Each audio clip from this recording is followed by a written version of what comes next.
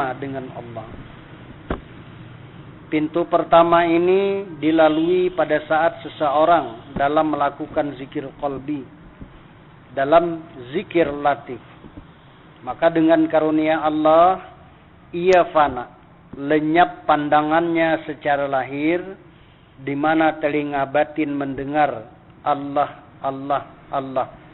Pada tingkat ini, zikir qalbi mula-mulanya hati berzikir, kemudian dari hati ke mulut, di mana lidah berzikir jalan sendiri. Dalam hal ini, alam perasaan mulai hilang.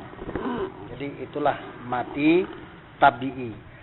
Arti tabi'i ini tabiat, yakni seorang salik, seorang yang menuntut, atau seorang hamba merasakan kalamnya berzikir itu bergerak dari batin itu sendiri, ya, tanpa diikhtiarkan oleh akal pikirannya.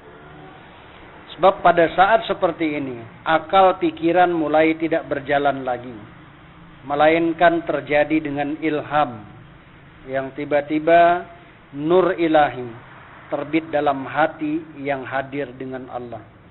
Telinga batin mendengar yang naik ke mulut, di mana lidah bergerak sendiri mengucapkan Allah, Allah. Bapak-bapak yang dirahmati Allah, dalam tanjakan-tanjakan batin seperti ini, seorang salik mulai memasuki pintu fana. Pertama yang dinamakan fana fil af'al dan tajalli af'al, di mana gerak dan diam adalah ada pada Allah. Tiada fi'il atau gerak dan diam hamba, melainkan fi'il atau gerak dari Allah. Sebagaimana firman Allah, wallahu khalaqakum wa ma ta'malun, dan aku jadikan akan kamu dan apa yang kamu lakukan. Yang kedua, mati maknawi. Menurut sebahagian ahli tarekat, bahwa mati maknawi ini terjadi dengan karunia Allah pada seorang salik saat melakukan zikir latifatur ruh. Dalam zikir latif, terjadinya itu sebagai ilham yang tiba-tiba nur ilahi terbit dalam hati. Ketika itu, penglihatan secara lahir menjadi hilang, lenyap, dan mata batin menguasai penglihatan. Jadi, pada tingkat mati maknawi ini, ia merasakan rohnya berzikir. Kemudian mata batin, penglihatan batin menguasai penglihatan lahir.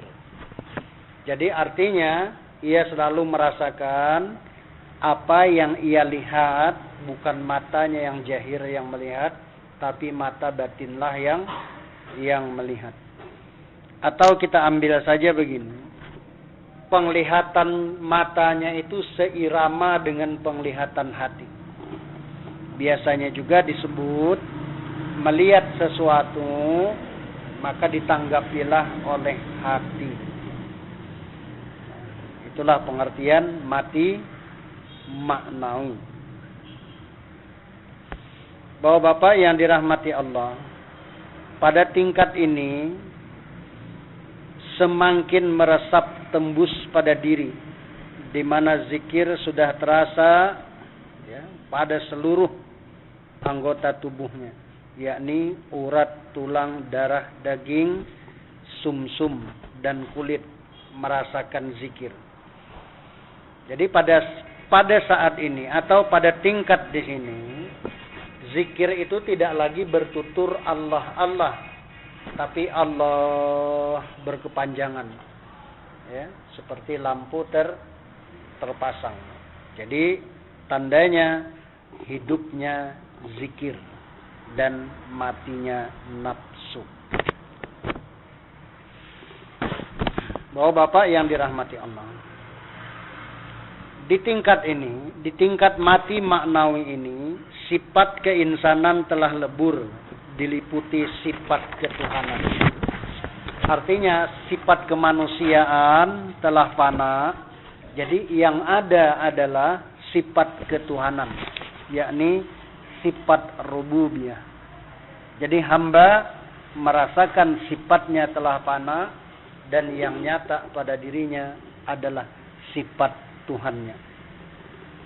Bapak-bapak yang dirahmati Allah, dalam tingkat ini seorang salik telah memasuki fana kedua yang dinamakan fana sifat. Sifat kebaharuan dan kekurangan serta alam perasaan lenyap. Fana dan yang tinggal adalah sifat Tuhan yang sempurna dan azali. Tiada hidup selain Allah. Jadi ia merasakan hidupnya adalah hidup Allah. Inilah yang disebut mati maknawi. Jadi hilang rasa hidupnya. Yang nyata adalah hidup Allah. Jadi kalau boleh di sini saya bertanya kepada bapak-bapak, yang hidup pada diri kita ini hidup kita atau hidup Allah? Ya, pasti hidup Allah. Makanya kalau sudah tidak ada pada diri kita, dikatakan inna lillahi wa inna ilaihi raji'un. Jadi datang dari Allah, kembali kepada Allah. Yang ketiga mati suri. Seterusnya ialah yang dinamakan mati suri. Mati suri ini terjadi dengan karunia Allah pada saat seorang salik melakukan zikir latifatus sir dalam zikir lataif. Pada tingkat ketiga ini, seorang salik telah memasuki pintu musyahadah dengan Allah. Ketika itu, segala keinsanan lenyap atau fana. Alam wujud yang gelap telah ditelan oleh alam gaib, yaitu alam malakut yang penuh dengan nur cahaya. Dalam pada ini yang baka adalah nur Allah, nur sifatullah, nur asmaullah, nur zatullah, dan nurun ala nurin. Bapak-bapak yang dirahmati Allah, biasanya pada tingkat ini seorang salik akan merasakan rohnya, yaitu menyatu dengan alam. Tapi dalam arti kata bukan bayangan alam yang nampak, tapi rohnya menyatu dengan alam. Seakan-akan ia merasakan rohnya itu, besarnya roh itu sama dengan besarnya alam. Kenapa demikian?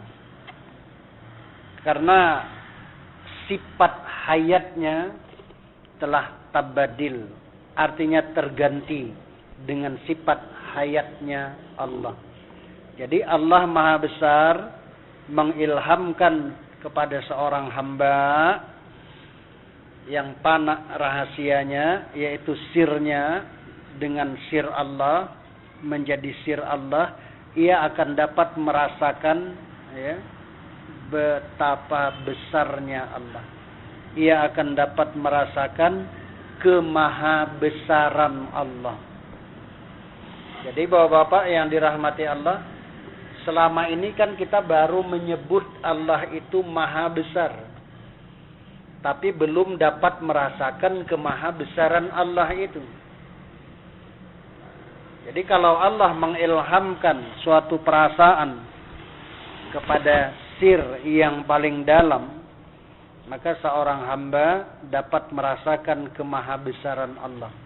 Yakni Allah itu meliputi sekalian alam. Dan rohnya juga dapat merasakan meliputi sekalian alam. Bapak-bapak yang dirahmati Allah, pada tingkat mati suri ini, jika dipandang pada lahiriah, manusia itu adalah kecil. Tapi jika dipandang pada batiniah, manusia itu adalah besar dari alam yang besar ini. Ya, untuk sebagai bukti, misalnya jasad kita